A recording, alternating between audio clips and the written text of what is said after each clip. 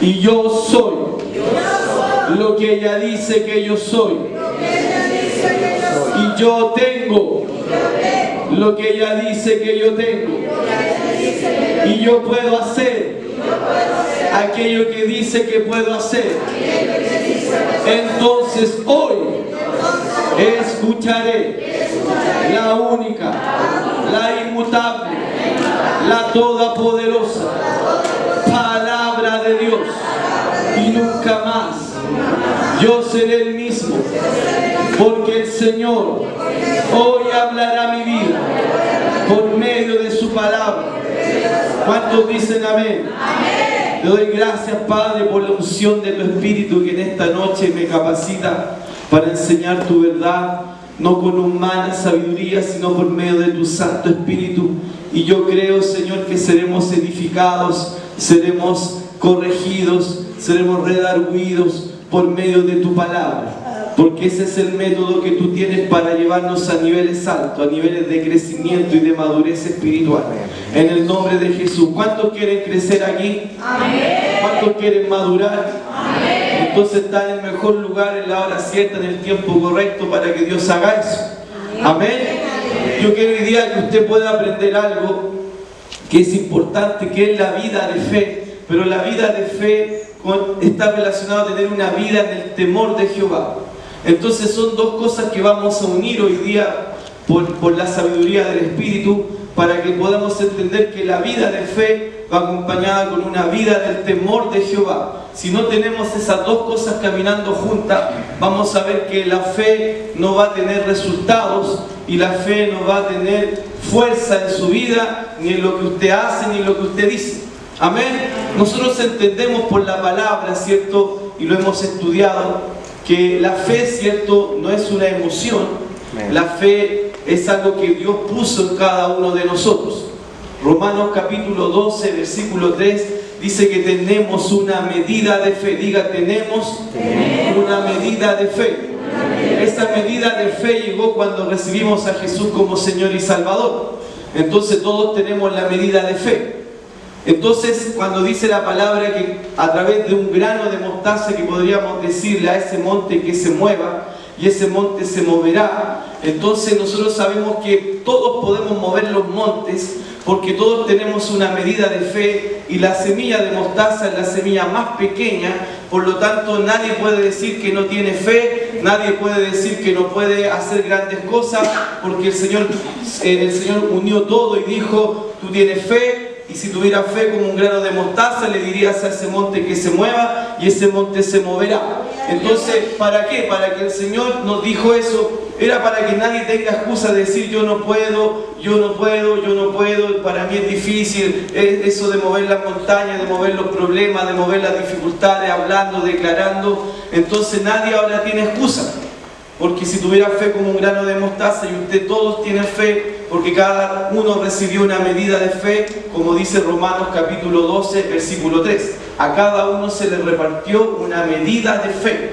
Entonces nadie de aquí que cree en Jesús, que tiene a Jesús en su corazón, nadie de aquí puede decir que no tiene fe. Porque si dice que no tiene fe, entonces tiene que recibir a Jesús como Señor y Salvador.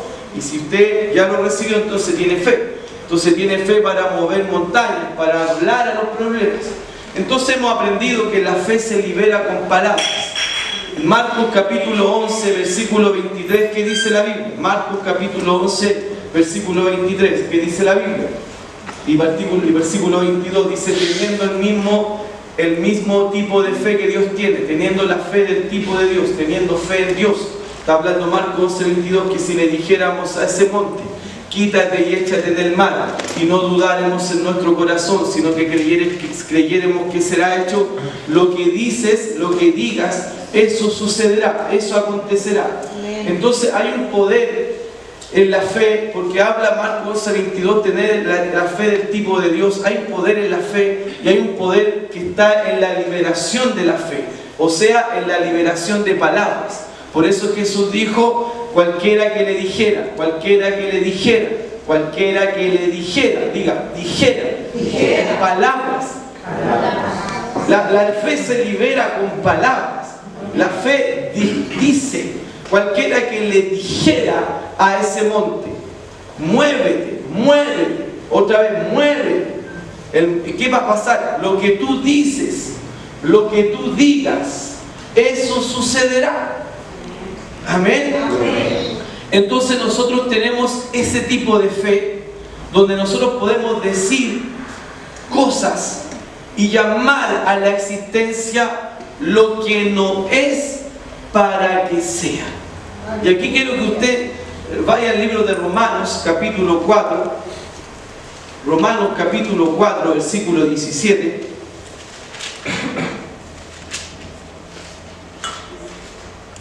Romanos 4, 17. Aquí es importante entender esto, porque aquí también hay muchos errores y muchos no logran entender bien la fe.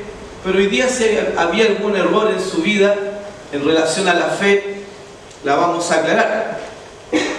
Romanos capítulo 4 versículo 17, dice el apóstol Pablo: como está escrito, te he puesto por padre de muchas gentes delante de Dios, a quien creyó, el cual da vida a los muertos y llama las cosas que no son como si fuesen. Fíjense, llama las cosas que no son como si fuesen. Entonces aquí nosotros hemos estado hablando y estudiando, ¿cierto?, que nosotros tenemos el poder de la vida y de la muerte en nuestras palabras. Proverbios capítulo 18, versículo 20-21, la vida y la muerte están en el poder de nuestras palabras. Entonces, hermano, cuando la palabra nos está mostrando aquí algo tan profundo, porque aquí habla de Abraham. Abraham fue conocido como el padre de la fe. Entonces, él es conocido como el padre de la fe porque él se movió en la fe. Amén. Entonces, una de las cosas que caracterizó a Abraham de ser llamado el padre de la fe era que él llamaba las cosas que no son como si fuesen. Porque Dios es un Dios que llama lo que no es como si fuese. Entonces, Abraham, cuando recibió la promesa en el Génesis capítulo 12 de irse de su tierra, de Ur de los Caldeos, a la tierra que Dios le había prometido, en el capítulo 17 del libro de Génesis vemos que Dios cambia el nombre de Abraham a Abraham. Y eso no fue por si acaso, porque la palabra Abraham, la palabra hebrea de Abraham, significa padre de multitudes. Entonces, una de las cosas que él vivió y él experimentó desde que Dios le dio la promesa hasta que nació Isaac, él tuvo un periodo de 25 años donde él vivió por la fe y creyendo que su hijo iba a nacer, creyendo que Dios le iba a hacer padre de multitudes. Entonces, y él todos los días que él escuchaba su nombre, porque Dios le dio ese nombre a Abraham para que él mismo estuviese escuchando y él mismo estuviese hablando, que él era padre de multitudes. Padre de multitudes. Cada vez que llamaba, le decía a Abraham, él decía padre de multitudes, padre de multitudes, padre de multitudes. Él no tenía hijos, él estaba quedando viejo.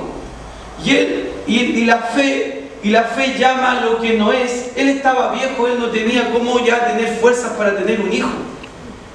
Pero la fe llama lo que no es para que sea. Entonces él llamaba por la fe a su hijo, a su descendencia, no mirando el hecho que él estaba viejo. Porque él pudo haber dicho: yo estoy viejo, yo no puedo tener hijos, yo ya no voy a poder tener descendencia. Han pasado muchos años desde que Dios me dio la promesa, ya han pasado casi 25 años y aún no pasa nada. Él pudo haberse desentendido de la promesa, él pudo haber dicho: no, las cosas no van a acontecer. Pero sabe que la fe llama lo que no es para que sea. Lo que no es era que su cuerpo le decía que era viejo, que su esposa era estéril, que no podía tener hijos. Eso le mostraba los hechos. Pero la fe llama lo que no es para que sea. Lo que no es lo llama para que sea. No era, pero Dios lo llama para que sea. ¿Cómo? Con palabras. Abraham, padre de multitudes. Él decía Abraham, él se mantuvo, en el mismo Romanos 4:17 dice que él se mantuvo dando gloria a Dios, plenamente convencido que Dios era poderoso para cumplir su promesa. Entonces, es importante entender que los hechos nos muestran muchas veces que la persona está enferma. Una persona puede estar con una enfermedad. No es... ¿Qué hace la fe? La fe no se queda con el hecho, reconoce el hecho. Nosotros no decimos, esa persona tiene una enfermedad, no decimos nosotros, no tiene. Reconocemos que tiene la enfermedad, pero nosotros llamamos la sanidad por la fe. La persona tiene una enfermedad, está diagnosticado. No podemos salir de ese hecho, está diagnosticado. Lo dice, el cuerpo lo dice. Pero ¿qué hace la fe? Empieza a llamar la sanidad al cuerpo. Empieza a llamar lo que no es para que sea. Yo empiezo a llamar la sanidad a mi cuerpo, o yo puedo llamar la enfermedad a mi cuerpo. ¿Cómo? Estoy enfermo, voy a seguir enfermo, mira, la enfermedad es de mis padres, es hereditaria. Estoy llamando la enfermedad y la muerte a mi cuerpo. Pero la fe llama lo que no es para que sea. Y en esto es importante, porque muchos cristianos están acostumbrados y se han acostumbrado a este sistema que todo es rápido, que todo tiene que ser como el McDonald's, como el Burger King, todo así. En 5 minutos ya está la comida. Pero la fe no funciona así. La fe tiene una paciencia, la fe tiene confesiones. Abraham se mantuvo declarando, diciendo su nombre a Abraham, escuchando su nombre a Abraham, declarando que iba a ser padre de multitudes. Se mantuvo creyendo, aunque su cuerpo era viejo, aunque su esposa era estéril, él no miraba lo que estaba viendo, él llamaba a la existencia lo que no era para que fuese. Entonces una persona, tú no puedes decir, yo no tengo deuda. Si tú tienes que pagar esto, pagar lo otro, decir, no, yo no tengo deuda. Y tienes varias cuentas que pagar a varias personas, no puedes decir, yo no tengo una deuda.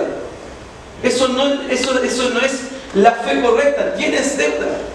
Pero ¿qué hace la fe? Dice, Señor, gracias porque tú suples todas mis necesidades.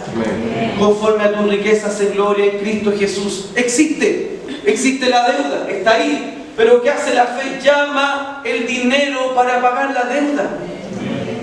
Lo llama por la fe. Dice el Señor, gracias porque tú eres mi pastor, nada me faltará. Gracias por todas las cuentas pagadas. Gracias por todas las necesidades suplidas. La fe no dice, ya no tengo deuda, yo no tengo deuda, yo no tengo deuda, yo no tengo deuda, yo no tengo deuda, yo no tengo deuda. Esa fe no tiene base bíblica. Yo estoy sanado y estoy enfermo. Sanado, yo tengo que llamar lo que no es para que sea. Yo tengo que decir, todas mis cuentas están pagadas. Yo declaro que estoy sanado por la llaga de Jesús. Por la llaga de Jesús yo tengo que hablar con la palabra. Yo tengo que hablar la palabra. Yo no puedo ser, no tengo deuda, no tengo deuda. No tengo deuda. Yo tengo que hablar la palabra. Yo creo que mis necesidades están suplidas conforme a sus riquezas en gloria. Y nada faltará. No, todas las cuentas ya están pagadas, entonces yo ya no trabajo. Eso es entrar en una fe desequilibrada. Yo creo que todas las cuentas están pagadas porque el Señor es mi pastor y nada me faltará. Pero me busco una pega, busco trabajo. Yo creo que estoy sanado por la llaga de Jesús y yo me sigo tomando el tratamiento, me sigo tomando la pastilla. Ahora, si usted tiene una fe para decir, yo voy a soltar las pastillas porque Dios habló conmigo que yo no debo tomar las pastillas, las suelta. Pero tomar las pastillas, usted está combatiendo los síntomas. Ahora, cuando usted toma la pastilla, usted no dice, me la tomo porque estoy enfermo, dice usted, yo me la tomo, pero yo estoy sanado por la llaga de Jesús. Estoy sanado por la llaga de Jesús. No acepto enfermedad. yo sé que un día voy a llegar al médico y me va a encontrar todos los exámenes buenos. Esa es una fe alineada a la palabra. Yo pido el auto y digo, ya, el auto es mío, y llego, hermano, mire, quiero mostrarle mi auto, aquí está mi auto. Yo ya le pedí al Señor, mire, aquí está mi auto, aquí están las llaves. Y él empieza a hacer todo de una manera fácil. Aquí está la llave, aquí está el auto, súbase. Eso es desequilibrio, hermano. Yo puedo decir, tengo el auto, estoy creyendo, gracias por ese auto usted puede empezar a comprar la silicona, empezar a comprar el renovador del neumático cuando llegue el auto. ¿Por qué no? Que cuando llegue mi auto, que ya es mío en nombre de Jesús, tengo todos los implementos para limpiar después. Es una fe correcta. Usted no venga a decirme a mí, ya tengo el auto, pastor, véalo, ahí está, aquí no hay nada, que por la fe. No, pues hermano, eso es ridículo. Eso es ridículo. Nosotros no podemos ser ridículos. Tenemos que tener la fe correcta.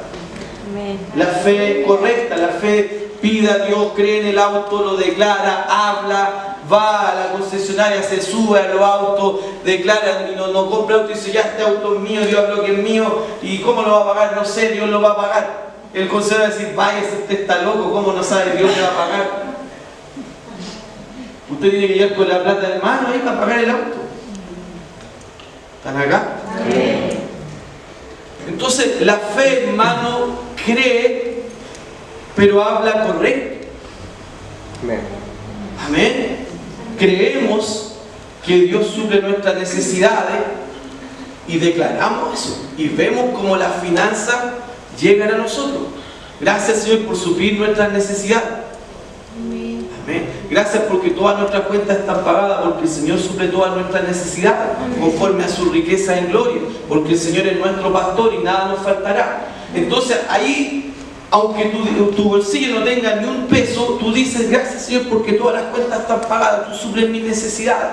No sé cómo va a llegar, usted está trabajando, usted está haciendo lo que es correcto, está hablando la palabra, se congrega, diezma, ofrenda, hace todo lo que dice la palabra. Entonces usted sabe que está en línea correcta para recibir toda la provisión de Dios y para ser suplido. Amén. Amén. Entonces usted se mantiene, la fe entonces llama lo que no es para que sea. Aleluya. Amén. Y lo declara con palabras. Diga palabras. Una de las cosas que impide que las cosas lleguen a tu vida es que te pongas a murmurar y a quejarte de Dios. Es que se demora mucho, es que ya Dios no me escuchó, es que a mí no me resulta, es que es difícil, es que esto, que lo otro. Fíjense que cuando Dios le da una palabra al padre de Juan, le dice que le va a dar un hijo, y él entra todo dudoso y le dice, ¿un hijo a mí? No, cuando Dios le habló de darle a Juan el Bautista, el hijo de Juan el Bautista, el profeta, el gran profeta que estuvo con Jesús. ¿Y sabe lo que pasó? Que como Dios sabía que este hombre tenía, y le dijo, ¿cómo sabré que tú me has de cumplir la promesa que por un tiempo vas a quedar mudo? ¿Sabe por qué tuvo que callar Dios la boca de Zacarías, del papá de Juan Bautista? Porque si él le dejaba la boca abierta, iba a destruir el plan de Dios. Porque él ya entró con murmuración. ¿Quieren ver eso? Lucas capítulo 1, versículo 13. Porque diga, hay poder en las palabras. La gente vive muy mal en este tiempo porque solamente vive hablando mal. Solo vive murmurando, solo vive quejándose. No tengo, no puedo. Entonces está llamando lo que no es para que sea. O sea, ya está mal y sigue añadiéndole más cosas más. Siga, no, que está mal, el negocio está malo, los clientes están malos, está subiendo la benzina, está subiendo las cosas y el sueldo no sube, igual, y se pone a conversar con un amigo, con un ganchito, con alguien de la pega, y se pone a hablar, es que no me alcanza, es que están subiendo las cosas, y el sueldo no sube, y el jefe no me sube el sueldo, y el jefe no ve mi trabajo, yo ya debería ser supervisor, yo ya debería haber sido promovido, yo debería estar ganando mucho más plata, ese que hace menos cosas gana más que yo, entonces, guau. esa persona, hermano, no piense que va a recibir cosa alguna del Señor. Y no piense que está llamando a la existencia lo que no es para que sea, porque va a seguir viviendo eso. Entonces, si usted quiere vivir una vida de fe, usted tiene que cambiar su boca. Dios ya sabía que tenía que cumplir el plan y dijo: a este mejor le callo la boca, para que puedan hacer Juan Bautista, para que se cumpla la palabra, que Juan Bautista meta a Jesús en el Jordán y todo lo que venía que pasar. Mejor a este le callo para que nazca Juan Bautista. Le callo la boca, porque mucha gente no está en el nivel que está por causa de la lengua que tiene. Porque habla cada tontería y no se analiza. Y habla y se jacta de lo que habla y lo habla, que parece que hasta es sabio para hablar, porque dice la economía, entonces la bolsa de Wall Street subió, entonces ¿qué pasa? Que las inversiones, no, es que no, si todo va mal, el cobre va a ir mal porque se subió la bolsa de China, y si va a bajar la de Estados Unidos, entonces el dólar va a subir, entonces no voy a... Parece que supieran lo que hablan, pero cada cosa que hablan mal le añaden y bajan las cosas. ¿Están acá? Lucas 1:13 dice: porque el ángel le dijo a Zacarías: no temas, porque tu oración ha sido oída, y tu mujer Elizabeth te dará a luz un hijo y llamará su nombre Juan. Aquí le está hablando el ángel a Zacarías, el padre de Juan el Bautista. En oración le está diciendo a Elizabeth: te dará a luz un hijo y le llamará su nombre Juan el Bautista. Versículo 18, mire lo que responde Zacarías. Esto a Dios lo puso ya en alerta. Dijo: mejor le callo la boca, porque dijo Zacarías al ángel: ¿en qué conoceré esto? Porque yo soy viejo y mi mujer es de edad avanzada. O sea, ¿se fijan? Abraham nunca habló así. Hablaba nunca, dijo: yo soy viejo y mi esposa estéril de edad avanzada. Al contrario, Abraham seguía llamando a la existencia a su hijo. Pero este hombre, como Dios ya sabía de la boca que tenía, la lengua larga, respondiendo al ángel le dijo: yo soy Gabriel, que está delante de Dios, y he sido enviado a hablarte y darte estas buenas nuevas. Y ahora quedarás mudo y no podrás hablar hasta el día que esto se haga, por cuanto no creíste en mis palabras, las cuales se cumplirán a su tiempo. Mejor te callo la boca, te la cierro, porque la fe opera por las palabras. La incredulidad también, el miedo también, la pérdida también, todo funciona por lo que hablamos. Entonces Zacarías: mejor te callo la boca, te la cierro porque no creíste. Entonces mejor que estés calladito hasta que se cumpla la promesa y no te interfiera. Imagínense que la gente puede interferir en el plan de Dios para su vida. La queja, la murmuración, que es difícil, que no puedo, que es imposible, que para mí no alcanza, que la cosa está peor. Hermano, esa manera de hablar es tu destrucción. Y Dios no tiene nada que ver. Aquí había un plan de Dios a ser cumplido y Dios lo tenía que cumplir de todas maneras. Entonces tuvo que callarle la boca a Zacarías. Tú no vas a hablar ninguna palabra, porque cada palabra que vas a hablar la vas a embarrar.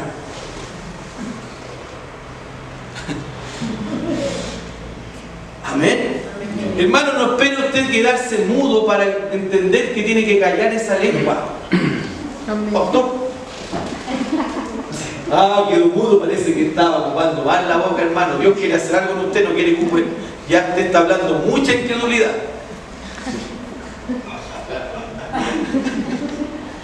¿Están acá? Entonces, hermano, el apóstol Pablo nos enseña en segunda, esto usted lo ha leído varias veces, pero démosle más profundidad. Romanos 4:13.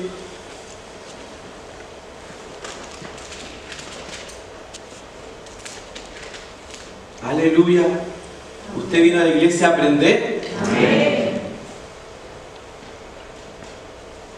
2 Corintios 4:13 dice: pero teniendo el mismo espíritu de fe, conforme a lo que está escrito, creí, por lo cual hablé. Creí, por lo cual hablé. Por lo cual hablé. Nosotros también creemos, por lo cual también hablamos. Amén. Amén. 2 Corintios 4:13. El versículo 17 dice: porque esta leve tribulación momentánea produce en nosotros un cada vez más excelente y eterno peso de gloria, mirando nosotros las cosas que no se ven, sino las que no, mirando las cosas que se ven, sino las que no se ven. Pues las cosas que se ven son temporales, pero las que no se ven son eternas. Amén. La fe cree, habla, y la fe no está mirando lo que se ve. La fe está mirando lo que no se ve. Amén. Y llama a la existencia lo que no es para que sea. Por eso un empresario que conoce la palabra va a ser el empresario más próspero y exitoso de Chile. Amén. Por eso una iglesia que conoce la palabra será la iglesia más exitosa y más grande de Chile y las naciones. Porque cuando nosotros entendemos, un cristiano que conoce de fe va a ser promovido en su trabajo y va a crecer. Porque él nunca va a estar reclamando del jefe, nunca va a estar reclamando del trabajo, nunca va a estar reclamando de lo que gana. Al contrario, él va a estar alegre y él va a estar creyendo por ese aumento de sueldo. Él va a estar creyendo por la promoción. Pero hermano, yo voy a querer la promoción, pero yo tengo que tener una actitud. Yo tengo que tener una actitud. Amén. Y aquí nosotros tenemos que tener el temor del Señor para prosperar y conquistar y andar en una vida de fe. Diga: el temor del Señor. El temor de Jehová es el principio de la sabiduría, dice Proverbios capítulo 1, versículo 17. El temor a Jehová es el respeto a su palabra. Entonces, cuando nosotros estamos respetando la palabra del Señor, la palabra de Jehová, ese es andar en el temor de Jehová. Entonces nosotros, cuando andamos en ese temor, vamos a tener una actitud correcta, vamos a vivir una vida correcta. Porque cuando nosotros entendemos que andamos en el temor de Jehová, vamos a entender que Dios está siempre con nosotros. Hay un salmo que dice: ¿de dónde me iré si tú estás ahí? Vamos al libro de Salmos. Salmo 139, versículo 7. Cuando tú andas en el temor de Jehová, tú no vas a estar queriendo robar, queriendo mentir, engañar. Porque cuando una persona anda en esa astucia de querer engañar, mentir,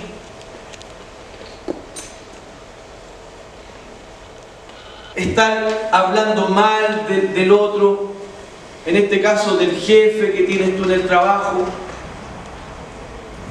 estar hablando mal de las personas, no querer pagar tus cuentas. ¿Están acá? Amén. Cuando estoy con el hermano espiritual hablo bonito, ay, parece que este hermano. Y cuando estoy con otra persona del mundo que no es cristiano, hablo igual que el otro, con garabato, con palabras fuertes, con garabato. Ahí la fe, hermano, esa fe que te estoy hablando, de esa fe que te va a llevar a la victoria, al éxito, esa fe opera en el temor de Jehová. En una vida correcta, en una vida de integridad, en una vida de integridad. Proverbio, te dije, Salmo 139, versículo: espíritu, ¿y a dónde huiré de tu presencia? Si subiera a los cielos, allí estás tú.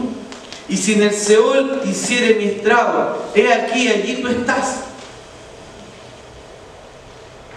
Hermano, nosotros tenemos que entender que la omnipotencia, la omnipresencia de Dios está con nosotros en todos lados. Entonces, cuando nosotros vemos que las cosas no están resultando, hermano, no es el momento cuando viene el diablo a decirte, mira, todo el tiempo que tú estás declarando la palabra, todo lo que tú estás diciendo, y aún, mira cómo estás. Ahí tú tienes, ahí en ese momento el diablo te está tentando para reclamar. Para decir en ese momento, sí, la verdad, ha pasado tanto tiempo y aún estoy así, aún las cosas no cambian, aún estoy viviendo esta situación, pucha, ¿qué será? Y ahí empieza el diablo a destruir tu fe. Es como que el diablo siempre lanza pensamientos para que tú caigas en esa trampa. Él te muestra la verdad de la realidad que tú estás viviendo, la realidad, lo que tú estás pasando. Él te lleva a tu realidad. Él te dice, mira tu realidad hoy, mira tu condición. ¿Cuánto tiempo ya llevas creyéndole a Dios, declarando la palabra? Incluso el diablo puede usar hasta un familiar para decirte esas palabras. Y mira, yo que no voy ni a la iglesia, mira cómo yo estoy. Entonces ahí el diablo te está tentando para que tú sueltes, para que tú entres en esa murmuración y empieces a reclamar y empieces a quejarte, y en esa murmuración donde la fe es destruida, la queja. En ese momento tu fe es destruida. Fíjense que José, el soñador, ¿cierto? El José que fue vendido por los hermanos. José siempre tuvo una actitud positiva, aunque él tuvo todo para reclamar. Porque él fue vendido por sus hermanos como esclavo. Ser esclavo para los egipcios, él perdía todo nombre, él no era nadie. Sus hijos, su esposa también iban a ser esclavos. La mujer de Potifar quiso tener sexo con él, acostarse con él, y él se arrancó de ella para ser fiel al Señor, porque él andaba en el temor de Jehová, que aunque nadie lo estaba viendo, él no se metió con la esposa de su jefe, y fue puesto en la cárcel más encima, como que había tratado él de violar a la esposa de Potifar. Y en ese ambiente de muchas situaciones injustas, vemos que en la cárcel Dios lo levanta. En la cárcel los dones todavía operaban en él. Él se levanta el copero, un copero que había sido metido en la cárcel, y ese copero le muestra un sueño, que él tenía unos sueños, y José le revela los sueños y le dice, tú en 3 días vas a salir de aquí y vas a servir nuevamente al rey. Y Dios no hubiese podido usar a José si José hubiera estado con el corazón murmurón, quejón, un corazón que estaba desconforme con lo que estaba viviendo, desconforme con la vida. Estoy desconforme con la vida, estoy desconforme con mi situación, estoy desconforme con lo que estoy viviendo. Mira, mis hermanos me vendieron, mira, soy un esclavo, fui fiel a mi jefe, me echó a la cárcel por no querer acostarme con su esposa. Oh, qué terrible es mi vida, oh, qué terrible es mi vida. Hubiera llegado ese hombre a decirle, ¿sabe qué? Tengo este sueño, estoy pasando esto, por favor revélame, tú sabes qué puedo pasar, qué me va a pasar y qué va a suceder, por qué sueño esto. Y él, como no tenía en su corazón ninguna queja, y él seguía fiel al Señor, porque cuando tú eres fiel al Señor, tú aguantas y avanzas y no dudas, no te quejas, sigue adelante. Él se mantuvo en ese corazón, con esa actitud. Entonces él le pudo interpretar el sueño. ¿Y qué pasó? A los 3 días salió el copero de la cárcel y le empezó a servir la copa. ¿Y sabe qué pasó? Que ese mismo copero se recordó cuando el faraón empezó a tener estos sueños que ninguno de los de su reino le podía interpretar, ninguno sabía, el faraón les decía a los grandes sabios, a los hechiceros, tenía una multitud de hechiceros, de astrólogos, de sabios, y él le decía: yo tengo un sueño que me atormenta, me atormenta, y me atormenta, y me atormenta, y me atormenta. Ustedes díganme cuál es ese sueño y díganme cuál es la respuesta a ese sueño. Y nadie del imperio, del mayor imperio de ese tiempo egipcio, con los mejores astrólogos, los hechiceros mejores que había, los mayores sabios de ese tiempo, los mejores científicos de ese tiempo, estaban ahí, y nadie le podía decir el sueño y tampoco, obviamente, darle la solución al sueño. Y estaba tan bravo el faraón que los iba a matar a todos. Iba a matar a todos porque ninguno le era capaz de responder para qué le estaba pagando el sueldo a puro inepto. Eso fue lo que pensó. Le estoy pagando un medio sueldo, lo tengo lo mejor, y ninguno de ustedes ineptos son capaces de interpretarme el sueño y decirme por qué estoy soñando esto y qué está pasando. Y sigo durmiendo mal y sigo con estas pesadillas. Los voy a matar a todos, estoy inepto. Y ahí estaba el copero. El copero que había salido de la cárcel y se acordó de quién, Chichín, José, que le había interpretado el sueño y se lo había dicho tal como él iba a ser. Y lo mandaron a llamar. Y José, como él no tenía rencor, como él no estaba quejándose, el Señor, a través de los dones, le reveló, le mostró cuál era el sueño, qué significaban las 7 vacas gordas, las 7 vacas flacas. Él no tenía idea del sueño. Dios le mostró todo lo que estaba soñando el faraón, porque así el faraón le pedía: ustedes tienen que decirme qué estoy soñando y cuál es la respuesta a ese sueño. Pero yo no les voy a contar, ustedes me tienen que decir, porque si yo les cuento, ustedes van a poder interpretarlo. Pero ¿qué pasa? Que José oró, Dios le mostró el sueño, le mostró la revelación del sueño y le mostró además qué hacer. Entonces, cuando él le muestra el resultado, dice: esto es las 7 vacas gordas, las 7 vacas flacas, 7 años de abundancia, 7 años de pobreza. Entonces, ya, ¿y cuál es la solución? Bueno, usted va a tener que, un porcentaje de todos los alimentos que entra, va a tener que usted separarlo para que en esos 7 años de vacas flacas, que va a haber de pobreza extrema, de sequía, usted pueda tener para todo el imperio, para darle comida a todo el imperio, y más aún para alimentar a la gente y vender a la gente que venga de otros países, para que usted le venda a ellos, y usted va a ser el imperio más grande.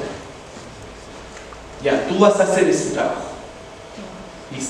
Y ninguno va a tener más poder después de mí que tú aquí en este reino. Entonces, hermano, cuando nosotros andamos en el temor de Jehová, vamos a tener el corazón de José. No vamos a estar quejándonos, murmurándonos: pucha que soy el pobrecito, a mí nunca me alcanza, pucha a mí que nada me resulta, pucha que tengo mala pata, todo me sale mal. Hermano, José tenía todos los argumentos para decir que él nada le salía bien, que nadie lo quería, que era un pobrecito, que era un pobre, que era un esclavo, que todo le salía mal. ¿Saben cuántos años pasó para que se cumpliera la promesa, el sueño que Dios le dio, que puso envidia a los hermanos, que por eso lo vendieron, que cuando las espigas se mostraban delante de él, que eran los hermanos? Pasaron 12 años. 12 años donde él se mantuvo fiel. Entonces, querido hermano, la fe que nosotros enseñamos acá es una fe real, es una fe que funciona, pero una fe que va acompañada con el temor a Jehová. A la gente no le resulta muchas cosas, muchos han llegado aquí, no les resulta, hermano, porque creen que esta cuestión es McDonald's, que la iglesia es que yo creo, declaro y ya la cosa se transmite inmediatamente al otro día, ya tengo todo. Hermano, tú tienes que añadir a tu fe. Dios te va, hermano, de 10 años de errores financieros, de 10 años de deuda, ¿tú crees que al mañana Dios te va a dar la solución así? Puede ser que a lo mejor lo pueda hacer con un milagro, porque Dios es Dios de milagros. Pero ¿saben qué? La mayoría de las veces Dios no trabaja así, porque así la gente no crece. Así no crece la gente. Es como ese que se gana el loto con no sé cuántos millones de pesos. Se hace multimillonario y al año le van a hacer una entrevista y ya no tiene nada. Porque no tenía la estructura mental, no tenía la estructura emocional y pierde todo después de un año. Entonces hay cristianos, hermanos, y por eso Dios trabaja paulatinamente. Por eso vemos como con Abraham fue paulatino, 25 años para hacerlo el padre de multitudes. A José pasaron 12 años para hacerlo, ¿cierto?, el emperador, el segundo a bordo del mayor imperio, que al final, ¿qué trajo? Todo Israel se vino a vivir a Egipto, porque todo el mundo iba a perecer por este tiempo de sequía. Y que se preservó la descendencia donde iba a nacer Jesús, por causa de que José se mantuvo fiel.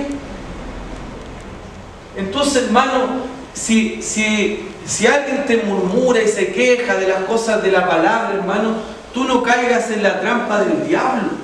Tú sé fiel al Señor, está escrito, y quédate firme. Sí, esa de la fe que enseña ahí el apóstol Christopher no funciona, porque yo he declarado, ¿viste? Mira, todavía tu hijo está con el problema, mira, todavía tus finanzas están ahí. Hermano, persevere. Sea perseverante, declare, no llame a la existencia lo que no es para que sea. Permanezca firme en lo que ha oído. Manténgase. Hebreos capítulo 2, versículo 1 nos da una palabra de mantenernos firmes en lo que hemos oído. Hebreos capítulo 2. Aleluya. Voy a leerlo en la NBI, que me gustó esa versión. Debemos prestar atención a la palabra, ¿cierto?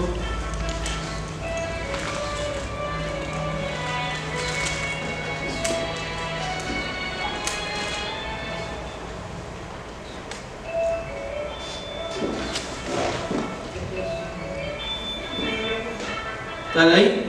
No.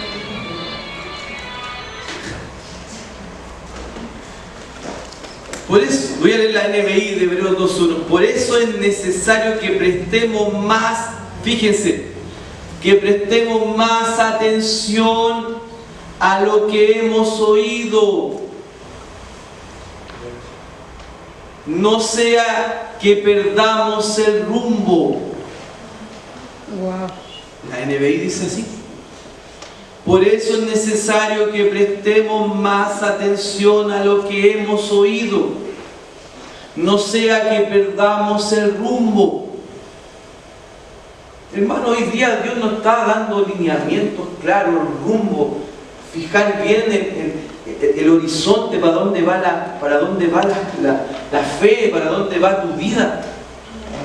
Porque la vida de fe no va a funcionar si tú no andas en el temor de Jehová.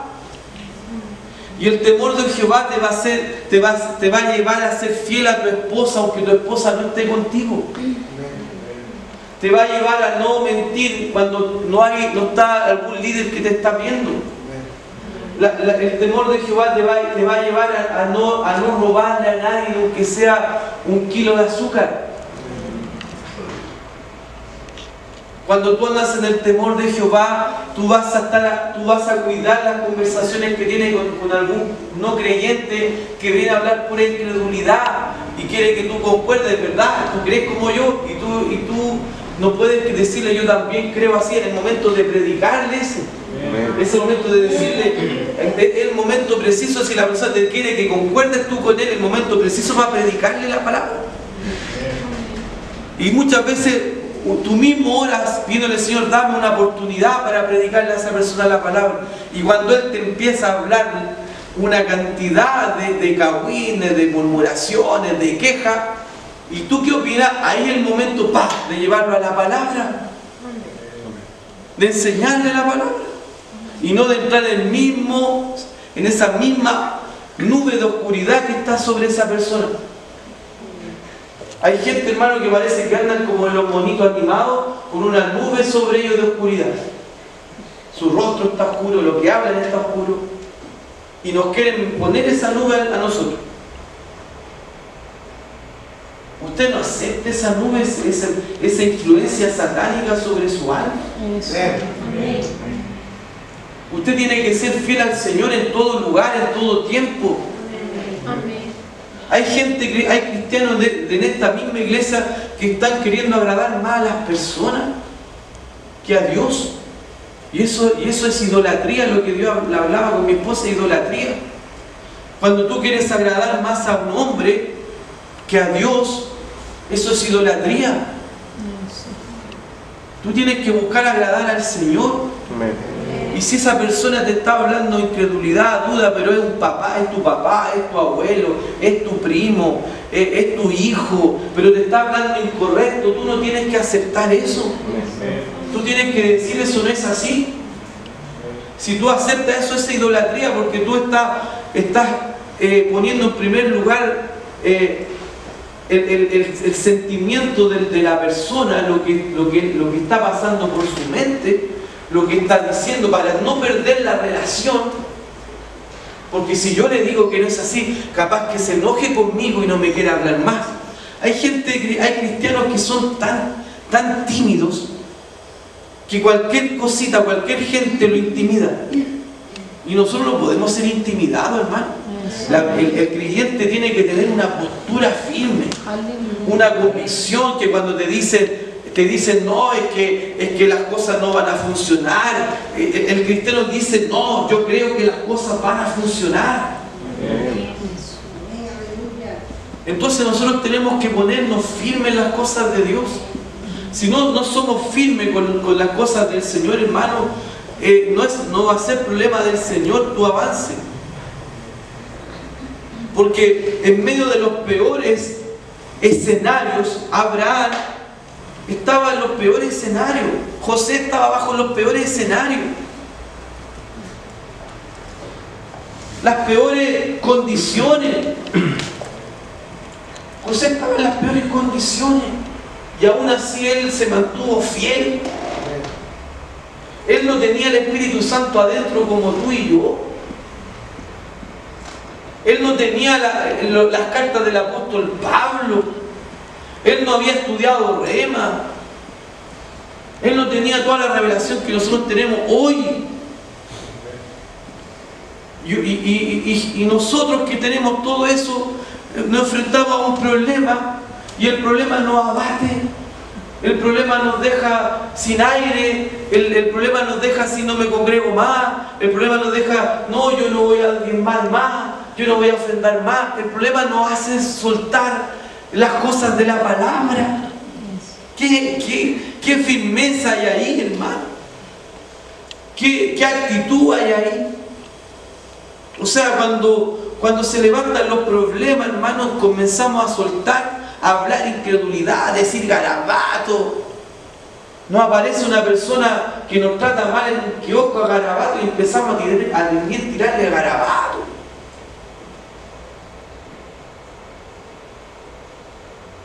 Amenazar, te voy a pegar. Esta es la última, porque después no sabéis lo que te va a pasar. Así, cristiano, hermano. Entonces, hermano, nosotros vamos a vivir en esta fe que llama a la existencia lo que no es. Vamos a vivir las necesidades suplidas. Vamos a andar en sanidad divina cuando, aunque llegue la enfermedad a nuestro cuerpo, no la vamos a aceptar, la vamos a rechazar. Vamos a declarar la vida de Dios en nosotros. Vamos a andar en esa vida sobrenatural, que vamos a ver a los sordos oír, los mudos hablar, los ciegos ver. Vamos a ver los cánceres ser destruidos. Vamos a ver naciones transformadas.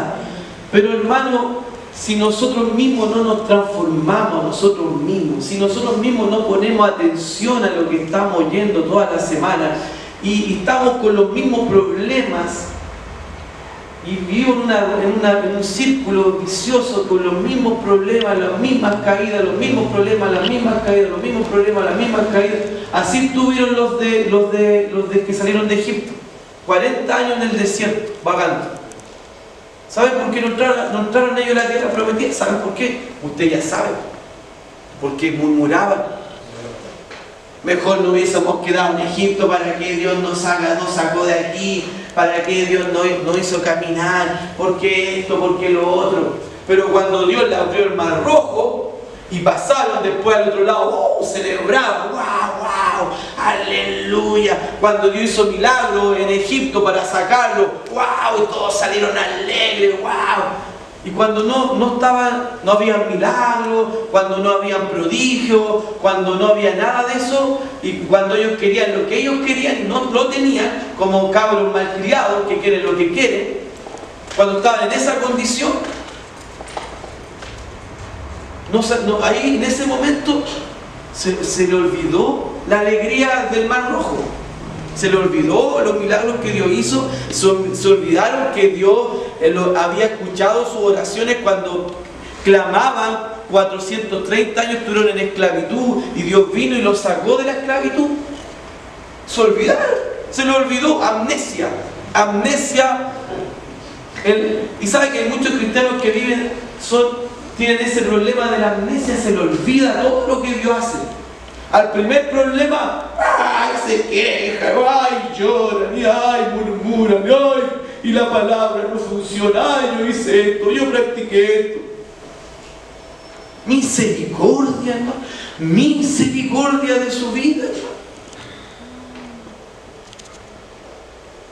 ¿Quiere realmente ser esa persona que va a influenciar millares de personas, va a cambiar su comuna, va a cambiar su ciudad, su vecindad, naciones, va a ver la gloria del Señor, va a ver la abundancia en su vida? ¿Usted quiere eso, no? Realmente lo quiero.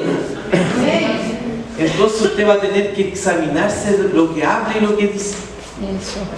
Va a tener que examinarse va a tener que usted mismo hacer su autoanálisis. Todos los días. Estoy hablando bien, estoy diciendo bien, estoy declarando bien. Estoy concordando con lo incrédulo de cosas que están mal. Yo tengo que vivir mi vida de examinar. Vamos a tomar la Santa Cena hoy día.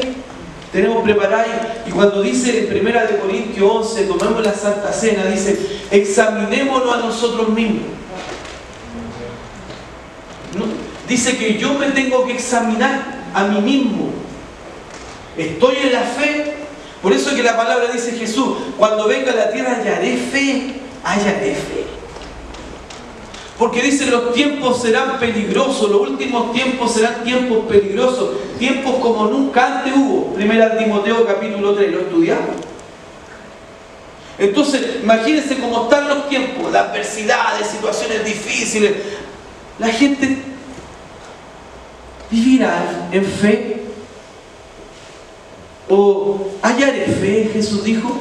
Porque si con problemas tan pequeñitos, con situaciones tan pequeñas, veo que mis hijos reclaman, murmuran, se quejan con cosas tan pequeñas, con situaciones tan fáciles que pueden solucionar, y se quejan y reclaman y ya no quieren nada con el Señor, no quieren nada con la iglesia, no quieren nada con la palabra.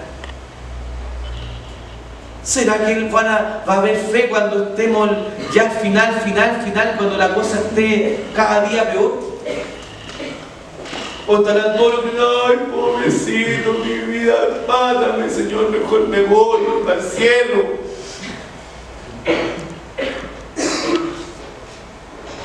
Entonces cuando nos tomemos la Santa Cena, mirémonos a nosotros mismos. ¿Estoy en fe? ¿Estoy en queja? ¿Estoy en incredulidad? ¿Estoy realmente creyendo? Estoy realmente llamando lo que no es para que sea y estoy viviendo una vida conforme a la vida que Dios me llamó a vivir. O estoy andando en fe, pero por otro lado estoy coqueteando con una mujer,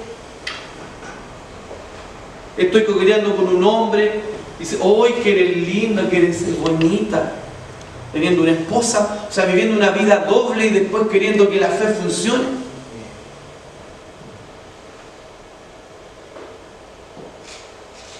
Una vida doble, de doble personalidad. Hermano, no va a recibir nada del Señor la gente de doble ánimo. Con el pastor dice, oh, todo está bien, nada faltará. Y después se va con la esposa y la llena de incredulidad. No, la cuestión está mala, la pega está mala, todo está mal. ¿Qué significa eso, hermano? Eso no es andar en el temor a Jehová.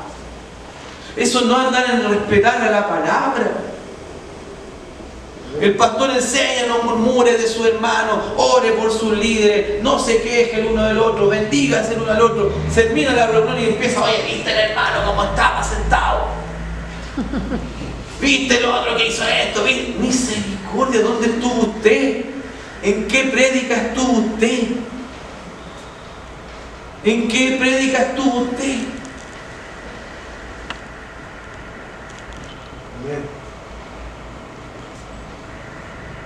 Hoy llega mañana una cuenta a pagar. ¡Ay! No tenía presupuestado eso, ¿cómo lo voy a pagar? Y empieza a presionar a la esposa. Mira la cuestión, gastaste más. ¿De dónde salió esta cuenta? No vamos a poder pagar, viste que no vamos a poder pagar otra vez lo mismo. Y Dios está oyendo ahí. Y Dios dice, hey, ¿dónde fuiste el domingo? A la iglesia. ¿Y qué escuchaste? La prédica de fe y del temor de Jehová. ¿Y qué estás haciendo?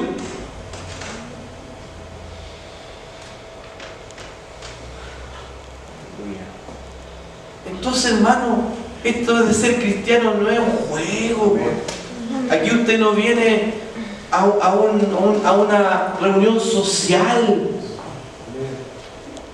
Aquí usted viene a crecer, a avanzar, a tener sabiduría. Por eso que cuando andamos en sabiduría, crecemos. La sabiduría que había en Daniel, la sabiduría que había en José, esa sabiduría que era en el temor de Jehová que ellos no transaron, los llevó al éxito. Cuando tú andas en esta sabiduría, dice riqueza y honra y largos años de vida, dicen los proverbios. Riqueza y honra y largos días de vida es el resultado de la sabiduría. Y hermano, y usted aquí está aprendiendo la sabiduría de lo alto. Entonces, hermano, usted va a ir de gloria en gloria, va a mejorar su vida en todos los aspectos, pero usted no puede no querer cumplir una parte de la palabra. Saúl perdió la unción, perdió el reinado, porque él no obedeció completamente al mandato. Vas a ir, Saúl, el rey Saúl, vas a ir a esa nación, la vas a destruir completamente, no vas a dejar nadie, ni niño, ni anciano, ni hombre, ni animales, vas a matar a todos y no vas a traer nada de ahí. El profeta Samuel le dio la orden de parte de Jehová.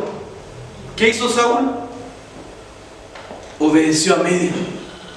Ya, vencimos, se trajo los mejores animales, se trajo al rey, se trajo los mejores tesoros. Y después llega donde el profeta y le dice, yo obedecí. ¿Qué? Vamos a Samuel.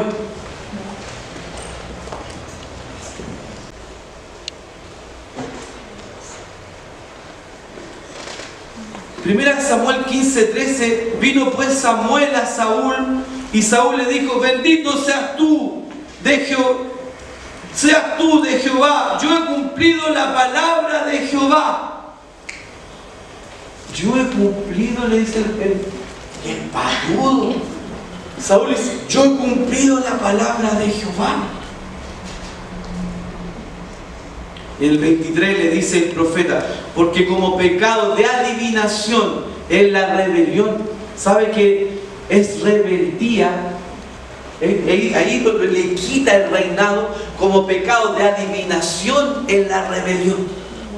O sea, es pecado de adivinación, es como más que la adivinación, es al mismo nivel que ese, es la rebelión. O sea, es no hacer todo lo que Dios te dice que haga. Y dice, no, todo lo hago, pero esto no, porque esto me gusta. Yo hice todo, pero esto no, porque esto a mí me gusta. Esto voy a hacer todo lo que tú dices, Señor, pero esto no lo voy a hacer porque esto a mí me gusta. Eso para Dios es rebelión. Saúl hizo todo lo que Dios le dijo, pero no completamente.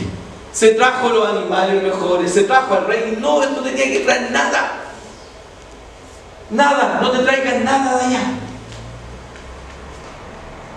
Cuando Dios nos da una orden, cuando Dios nos dice algo, tenemos que obedecerlo al 100%, querido.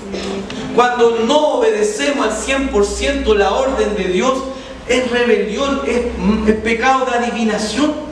Porque como pecado de adivinación es la rebelión, y como ídolos e idolatría es la abstinación.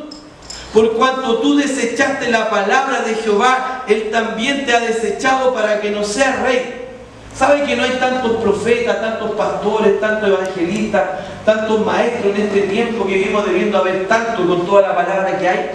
Porque Dios no le va a confiar los dones ministeriales a rebeldes. ¿Quiénes son los rebeldes? Los que no obedecen completamente, obedecen a medio. Obedecen hasta ciertas cosas. No, hasta aquí no me obedezco. De aquí, no se metan conmigo. Hasta aquí yo no me obedezco. Rebelión. Y Dios no va a confiar sus dones ni su riqueza en rebeldes. Tanto que tiró al rey, lo sacó y puso a David.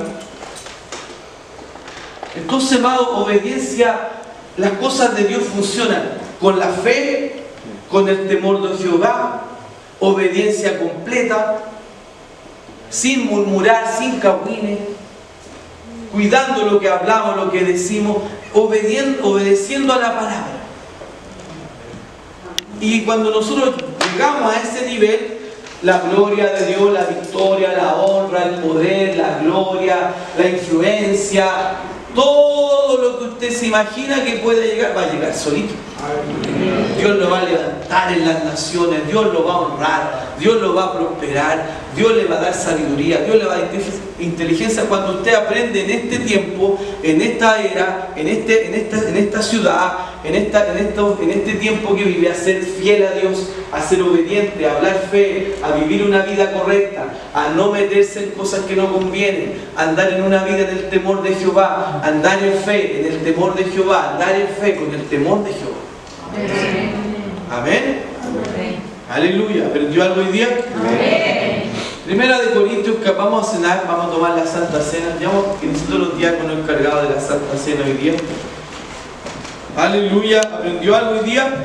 Amén.